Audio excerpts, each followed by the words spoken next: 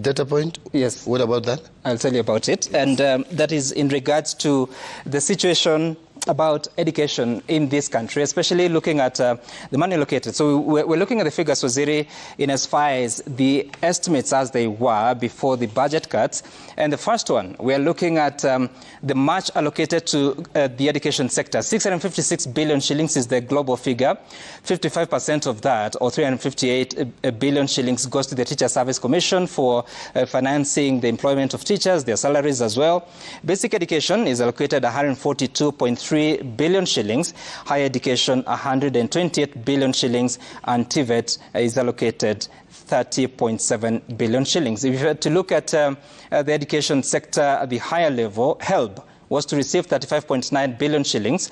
University scholarship was to be allocated 16.9 billion shillings. TVET capitation and scholarship was to take 7.7 billion shillings. Beyond that, for the free primary education, this is a program that has existed since 2003. It was allocated 9.1 billion shillings. For the free day secondary education, 61.9 billion shillings. We'll be looking at the specific allocations per LANA.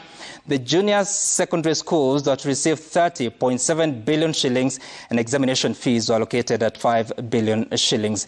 Then still on the education sector, this is the capitation per LANA. If you are in primary, meaning you're benefiting from free primary education, every LANA is allocated 1,420 shillings per year. In the secondary school sector, you receive 22,244 shillings per LANA.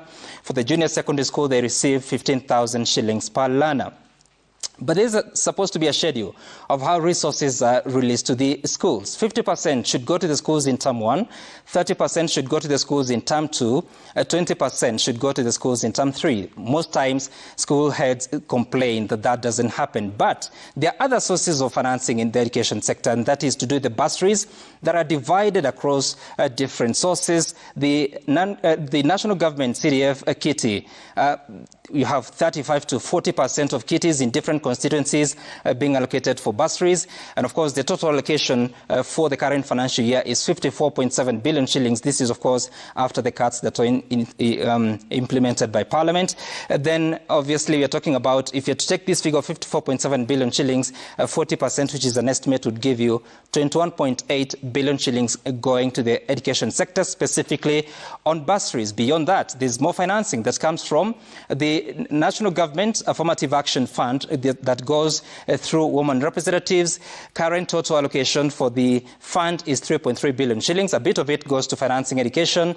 And then county governments as well, they have bursaries that also go to learners. There are other scholarships by financial institutions, private and otherwise. But also these are some of the questions that are emerging, including what the Chief Justice is talking about this evening, about the situation we are in. So many sources of funds distributed across